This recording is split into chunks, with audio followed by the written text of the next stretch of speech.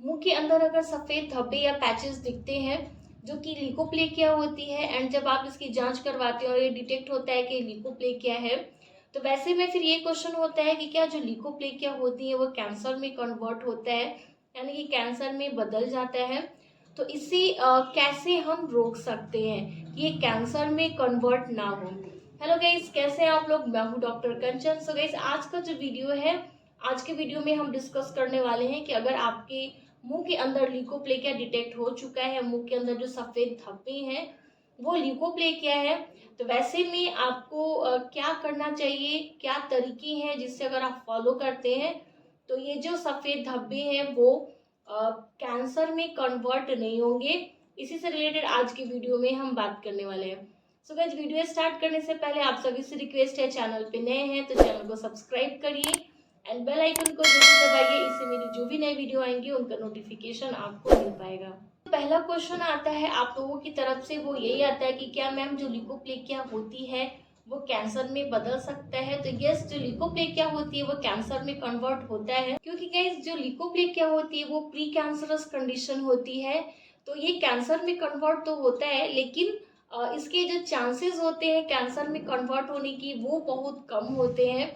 बहुत कम ही ऐसे केसेस होते हैं जो जिनमें ल्यूकोप्लेकिया जो होती है वो कैंसर में कन्वर्ट होता है, स्पेशली वैसे पेशेंट में जो अपने जो ल्यूकोप्लेकिया है उसे अनट्रीटेड छोड़ देते हैं, यानी कि उसका इलाज सही समय पर नहीं लेते हैं, तो ही ये आगे जाकर उसका जो स्टेज है बहुत आगे बढ़ जाता है एंड ये कैंसर में कन्वर्ट होता है।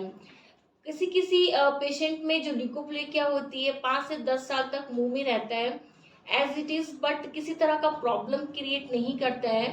तो वैसे कंडीशन में भी बहुत ज़्यादा चांसेस होते हैं कि आपका जो ल्यूकोप्लेकिया है वो कैंसर में कन्वर्ट हो सकता है, क्योंकि वो आपको प्रॉब्लम क्रिएट तो नहीं कर रहा है, लेकिन धीरे धीरे उसकी जो ग्रोथ है वो बढ़ते ही रहती है।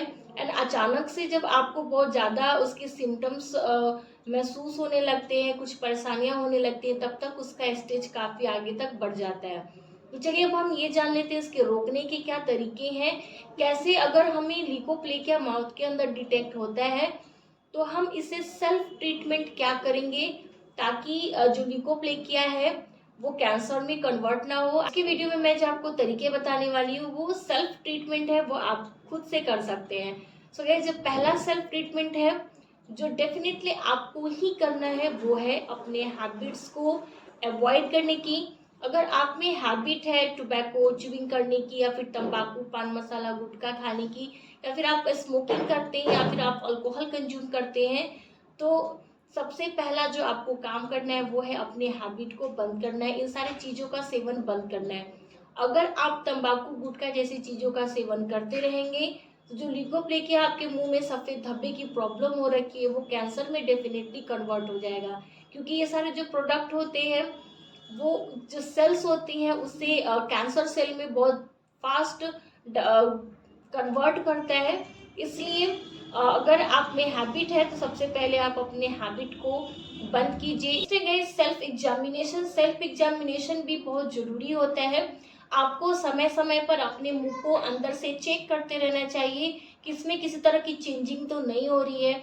अगर किसी तरह की चेंजिंग हो रही है तो शुरुआती दौर में ही आप इसे चेक करके डॉक्टर से कंसल्ट कर सकते हैं एंड आसानी से दवाइयों द्वारा इसे ठीक किया जा सकता है। अगर आप सेल्फ एग्जामिनेशन नहीं करेंगे तो जब जिसके लक्षण है जब ज़्यादा बढ़ जाएंगे तब आपको महसूस होगा, तो फिर वैसे कंडीशन में जो कैंसर में कन्वर्ट होने के जो चांसेस है वो बढ़ जाते हैं। क्या क्या चीज़ें आपको नोटिस करनी चाहिए सेल्फ एग्जामिनेशन में? सो गाइस, आपको नोटिस करना है कि आपके मुंह के अंदर जो सफ़ेद धब्बे हैं वो साइज में बढ़ तो नहीं रहे हैं, या फिर अगर आपके मुंह के अंदर पहले सफ़ेद धब्बे हो चुके हैं, ल्यूकोप्लेकिया का प्रॉब्लम था एंड आपने ट्रीटमेंट करवाया वो ठीक हो गया है, देन आपको फिर से अपने माउथ के अंदर बराबर एग्जामिनेशन करना चाहिए, खुद से चेक करना चाहिए कि वापस से सफ़ेद धब्बे तो नहीं हो रहे हैं। नेक्स्ट होता है गाइस कि किसी किसी पेशेंट में जो सफ़ेद धब्बे होते हैं, जो वाइट पैचेस होते हैं, उसके साथ लाल धब्बे यानी कि रेड पैचेस भी डेवलप होने लगते हैं। तो वैसे कंडीशन में फिर आपको डिले नहीं करना है, तुरंत अपने जो भी नियरेस्ट डेंटिस्ट है, जो डॉक्टर है, उनसे कंसल्ट करनी है, क्योंकि अगर वाइट पैचेस के साथ रेड पैचेस डेवलप हो रहे हैं तो इसका मतलब है कि मुंह के अंदर कैंसर सेल डेवलप हो रहे हैं। इसकी आपको रेगुलर डेंटल चेकअप लेते रहना चाहिए। क्यों लेना चाहिए? जैसे कि मैंने आपको बताया कि आप खुद से भी सेल्फ एग्जामिनेशन कर सकते हैं, लेकिन गाइस डेंटल चेकअप इसलिए ज़रूरी होता है कि जितने भी सिम्टम्स हैं वो आप सब खुद से आइडेंटिफाई नहीं कर सकते हैं। नो डाउट कि जो डॉक्टर होते हैं वो प्रोफेशनल होते हैं, उन्हें उनकी डीप जानकारी होती है। तो आपके मुंह के अंदर अगर किसी तरह के चेंजेस आ रहे हैं, किसी तरह की प्रॉब्लम्स आ रही है, तो डॉक्टर उसे जल्दी से पकड़ सकते हैं एंड आपकी जो परेशानी है उसे शुरुआती दौर में ही समझ के उसका इलाज करके उसे ठीक किया जा सकता है। तो रेगुलर डेंटल चेकअप का कराना भी बहुत ज़रूरी होता है। नेक्स्ट है इसकी आपको अपनी जो डाइट है, हेल्दी डाइट को मेंटेन करना चाहिए, क्योंकि जो डाइट होती है, डाइट से भी हम जो ल्यूकोप्लेकिया के केसेस होते हैं उसे ठीक किया जा सकता है। अगर आपका डाइट अच्छा होगा तो जो ल्यूकोप्लेकिया की प्रॉब्लम होंगी वो आसानी से ठीक हो जाएंगी शुरुआती दौर में। तो ल्यूकोप्लेकिया के लिए क्या डाइट होना चाहिए, क्या खान पान होना चाहिए, इस पे ऑलरेडी मेरे चैनल पे डिटेल वीडियो, लिंक आपको डिस्क्रिप्शन बॉक्स में मिल जाएगा, आप वहां से चेक कर सकते हैं। तो ये इसकी सेल्फ एग्जामिनेशन आप कैसे करेंगे, इसका भी मेरे चैनल पे वीडियोस है, उसका भी लिंक मिल जाएगा। एंड साथ ही साथ ल्यूकोप्लेकिया के लिए घरेलू उपाय आप क्या क्या कर सकते हैं, इसका भी लिंक आपको डिस्क्रिप्शन बॉक्स में मिल जाएगा। आप ये तीनों ही वीडियोस देख सकते हैं। एंड अगर आपको ल्यूकोप्लेकिया के शुरुआती लक्षण आपके मुंह के अंदर दिख रहे हैं तो आप इसे घरेलू तरीके से भी ठीक कर सकते हैं। कैसे सेल्फ एग्जामिनेशन करना है, क्या क्या डाइट फॉलो करना है, ये सारी ही चीज़ें आपको डिस्क्रिप्शन बॉक्स में मिल जाएंगी। सो गाइस ये थे आज के वीडियो। आई होप कि आपके लिए हेल्पफुल रहा। यस डेफिनेटली लाइक दीजिए, चैनल को सब्सक्राइब करिए और अपने फैमिली फ्रेंड्स को जरूर शेयर करिए ताकि उन्हें भी हेल्प मिल सके। प्लीज़ अगर आपके कोई क्वेश्चन हो तो डेफिनेटली आप मुझे कमेंट सेक्शन में पूछ सकते हैं।